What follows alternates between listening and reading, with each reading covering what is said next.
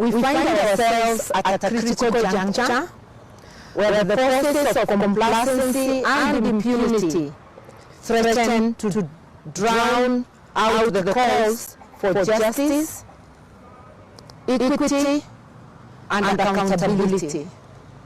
The storm that swept across our nation in the form of protests and dissent may appear to have quieted, but the issues that ignited it remain unresolved. Let us be clear. What appears to be the quieting of the political storm is but an uneasy calm that leaves unresolved issues simmering beneath it. On the subject of abuse of human rights, the oppressive political climate continues unrelentingly to stifle the voices of citizens and to specifically target around various parts of the country persons, mainly youth, who are marked by the abduction squads during the protests. People have been arrested in Athi River, in Mombasa, in Nairobi, and in many other parts of the country. We are getting a full list. The Ruto regime appears hell-bent on stifling dissent and any enjoyment of civil liberties by citizens. The Constitution, it appears, has been cast aside by Ruto and his ruling elite. You remember his famous statement during his swearing in, "When I put the Bible down." It appears it's not only the Bible he put down, it's also the Constitution that he cast aside. He cast aside the Constitution and the rule of law. The law enforcement agencies, more specifically the National Police Service, have blatantly ignored court orders. We have seen arbitrary arrests, detentions, and arraignment in court on trumped-up charges. Since the start of the peaceful Gen Z protests by patriots who waved our national flag and conducted themselves in a most civil and orderly manner, the police have unlawfully and needlessly caused loss of lives to over 60 people, mainly youth, according to the Kenya Human Rights Commission, and injured hundreds, some grievously, abducted many, some of them turning up dead in morgues, others in abandoned quarries. Further, police have arbitrarily arrested and detained hundreds. Some later released without charges after spending nights in the police cells, and others being arraigned in courts on trumped-up charges, ostensibly to intimidate and inflict maximum fear in the population so that citizens will fear expressing their views or enjoying or ever joining protests. Fear of fear is back. On the subject of those who have lost their lives, we cannot be sure they are over 60 or over 100 or 200. You will remember the falsification of records at the city mortuary, where a protester's shot in Athi River was listed as an accident victim from Ruiru, thereby adding the agony and preventing his parents from being able to trace him expeditiously. How many more falsifications of records. The Kenya National Commission on Human Rights tells us that there are over 50 people missing. Are they really 50 or more? Are the missing people dead or alive? Because it's since the 25th of June. It's almost 3 months. It is very sad that this is the situation, and we are not seeing any cooperation by the law enforcement agencies, any cooperation from the Ruto regime to establish how many died, to make reparations, to establish the whereabouts of the missing, and bring closure to their families. We are also experiencing a spate of disobedience of court orders.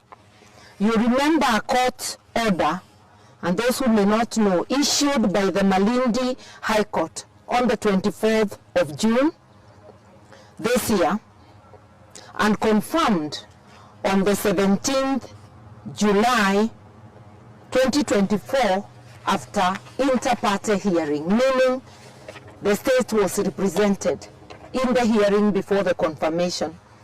These orders restrained the police from interfering with peaceful protests, using water cannons, tear gas, live ammunition, rubber bullets, or other crude weapons or draconian measures, and from deploying brute force or any form of violence against persons protesting.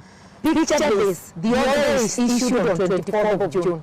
25th was the day of massacre of protesters in and around Parliament and other parts of the country, and even within Nairobi.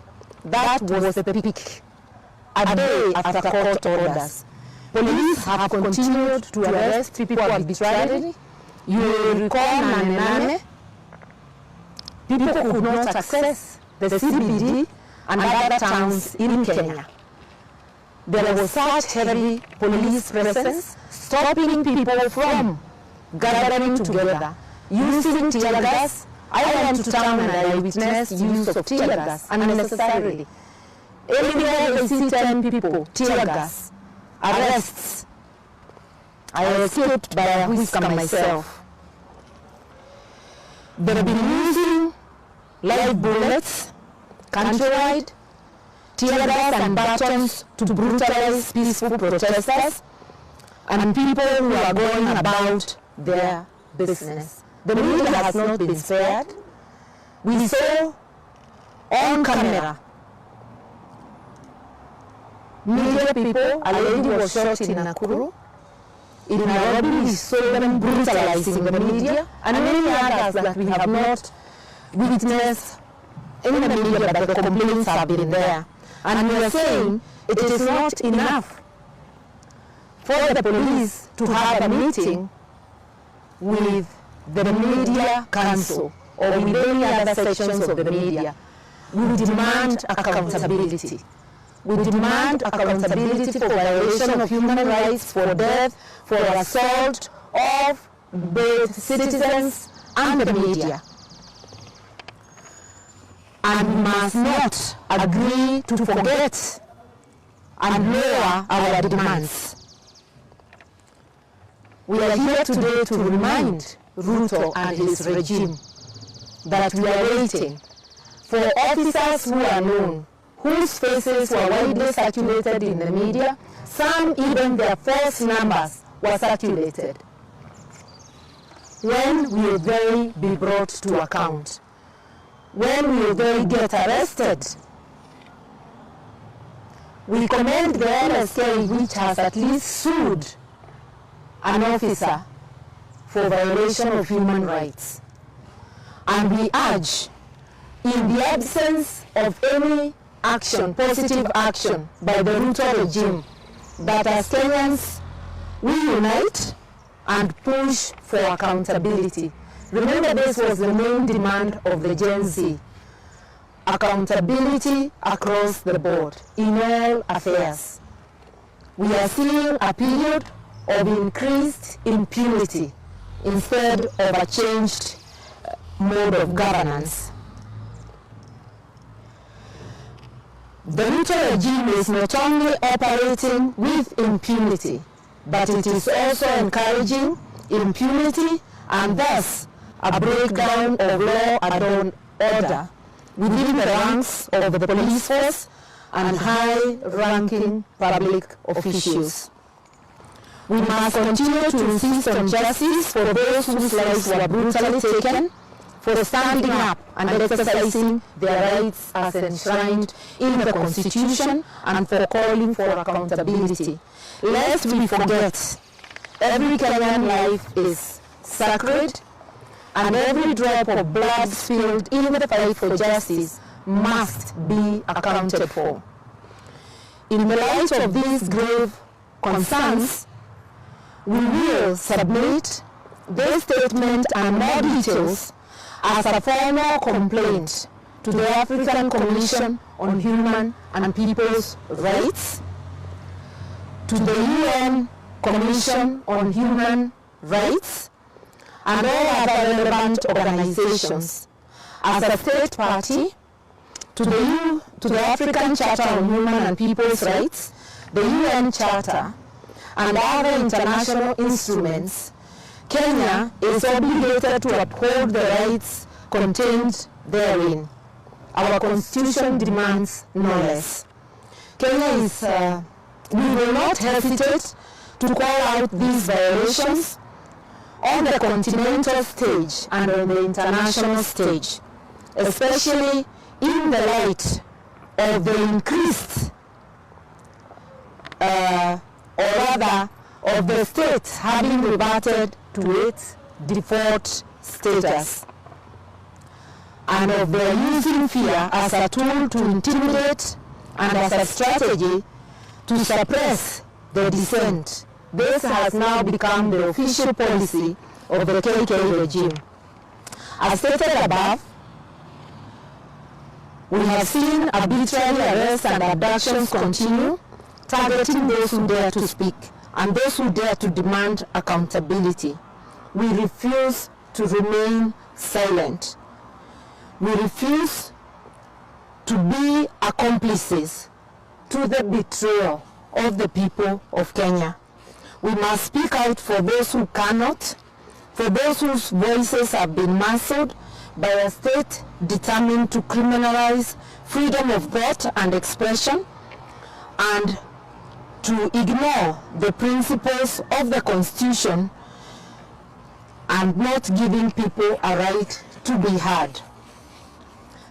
The Constitution they are trampling on demands that we as citizens defend it. It is actually an obligation of every citizen and of every public official to obey, protect, and defend the Constitution. We must enjoy the rights that it bestows. We are approaching the 14th anniversary of the promulgation of our Constitution next Tuesday. We must reflect on how far we have strayed from its promises. The human and socio-economic rights enshrined in these documents are under siege by those who swore to protect them. The right to life is under attack. The right to freedom of expression and thought is under attack. The right to fair trial is itself on trial. The right to dignity is being eroded daily, and perhaps most egregiously, the right to education is being sacrificed at the altar of crony capitalism. You will remember that there is now a new method of funding education, and we believe it is deliberately designed to erode access to education. The introduction of the variable scholarship and loan funding model is nothing short of betrayal by people who enjoyed education funded by the state. It shifts the burden of education to the backs of students and their families, majority of whom can ill afford, violating the essence of Article 43 of the Constitution, which guarantees the right to education. This model, if implemented without meaningful public participation, is not only unconstitutional but also discriminatory. It exacerbates the socio-economic inequalities that already plague our nation, denying countless young Kenyans the opportunity to better their lives through education. The latest assault on our rights is part of the same economic oppression that led Kenyans to rise and protest against the Finance Bill 2024 and other punitive tax measures. Just as Kenyans rejected the heavy hand of the state in imposing unjustifiable taxes that threatened to crush the livelihoods of millions, we must now reject this new oppressive university funding model placed on the shoulders of our students and their families. It represents an attempt to extract wealth from the most vulnerable and to consequently deepen the economic divide in our society. In a similar fashion, the ongoing CBC system, competency-based curriculum, which restructures secondary education and segregates junior secondary and the rest of secondary. You know, secondary years are 4. So the first 2 are put aside away from the other 2. We find this move illogical. Remember, every secondary school has 4 classes, from 1 to 4. We are now in the process of building junior secondary schools. Why wouldn't we have the same secondary school house, both junior secondary and forms 3 and 4? When I went to school, I did the Kenya Junior Secondary Examination before proceeding to Form 3 and 4. And those days, secondary school was 1. It didn't stop me and others from sitting for junior secondary before it was abolished. You sat and it was not compulsory. You could sit for it, proceed to Form 3, but those who wished to get out and get employed, once you passed, you could get out. I passed, but I still proceeded. Why can't junior secondary be placed in secondary schools where we already have facilities? The money we are now setting aside to build fresh schools, when we have empty classrooms, should be used to create classrooms in the few places where none exists, and to revamp where we have least facilities. The segregation also is causing a very serious shortage of teachers in an already bad situation because we never have enough teachers. A teacher teaching junior secondary can also take classes in the upper secondary. But now what is happening is that the JSS teachers are being made to teach subjects they were never trained for, because the two systems are segregated. We call upon a common sense approach which is lacking, so that all the JSS teachers can be employed and that secondary school is combined in the premises and not segregated, and we can utilize teachers in the classes for the subjects they are trained for. Failing to do so means that our children are being subjected to a lack of proper learning, because in most schools they will not have teachers, And if they have the JSS teachers, they are being forced to teach subjects that they were not adequately trained for. We also call for the reinstatement of the JSS teachers who were sacked because of protesting these very injustices, and the formal employment of the 46,000 junior secondary school teachers currently being treated as interns. The trashing of accountability in the Ruto regime has moved to a higher notch. You remember that transparency and accountability are one of the foundational principles in Article 10 of our Constitution. And as I said earlier, this was the main demand of the Gen Zs and the genesis of the protests.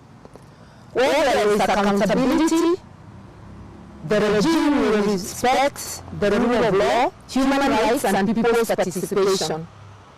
Lest we forget, the protests on the finance bill came because of a refusal to respect people's voices, refusal to accept meaningful participation by the people.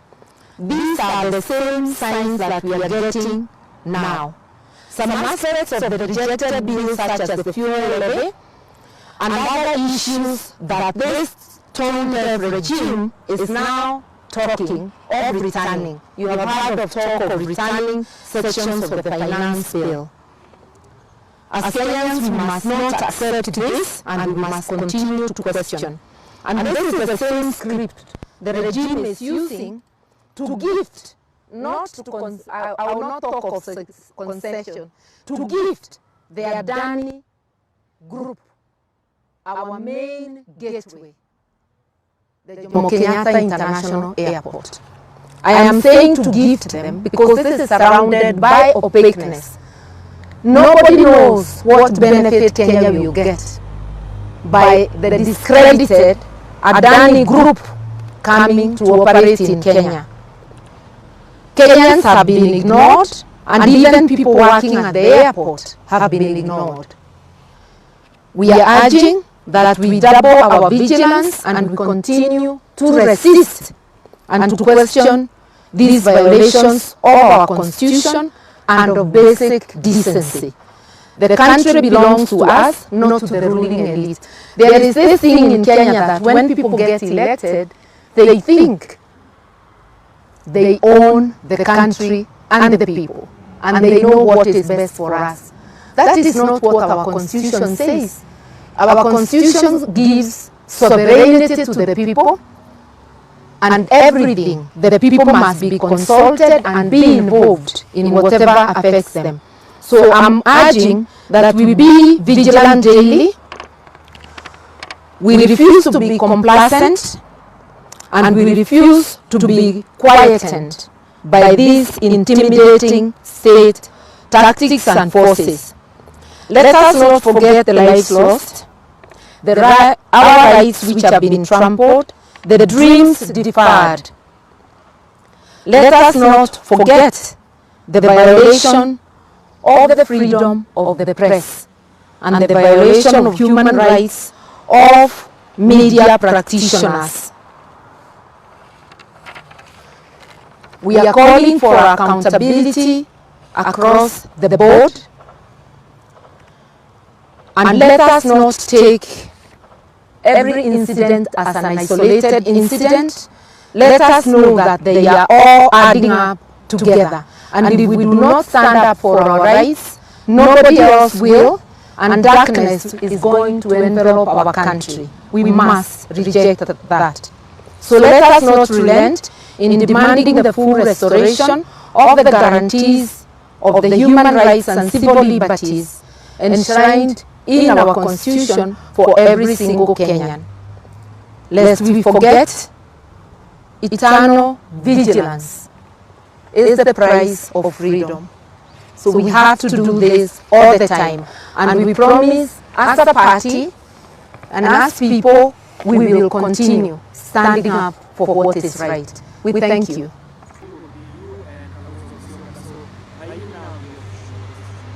We've always been opposition even without title. We do not need any title.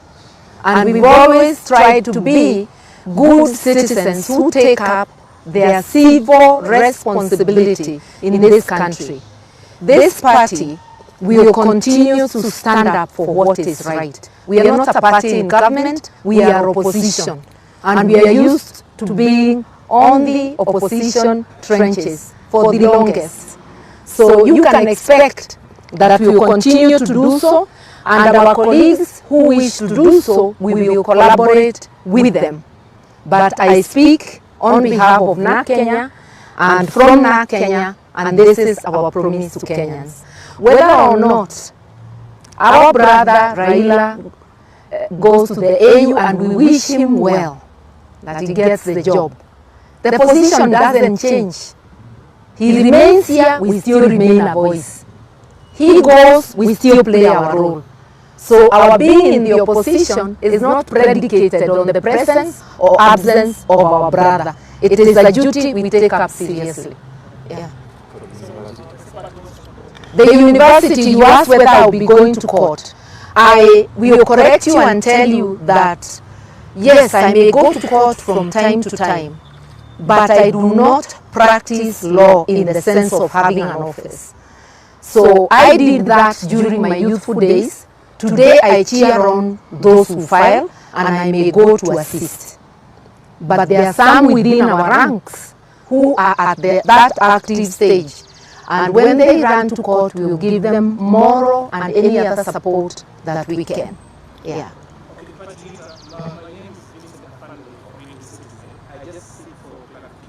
Yeah.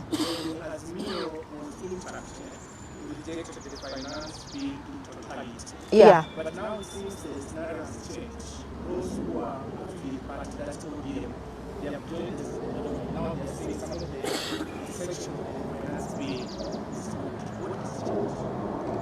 I think that's a question better directed to the people who are speaking a different language. NARC Kenya is speaking the same language. We rejected the NARCO report, we rejected the finance bill, and we rejected standing with the rest of Kenyans. Anybody who has changed has a duty to explain, not ourselves. Yeah. If you allow us. Yeah. Asante sana.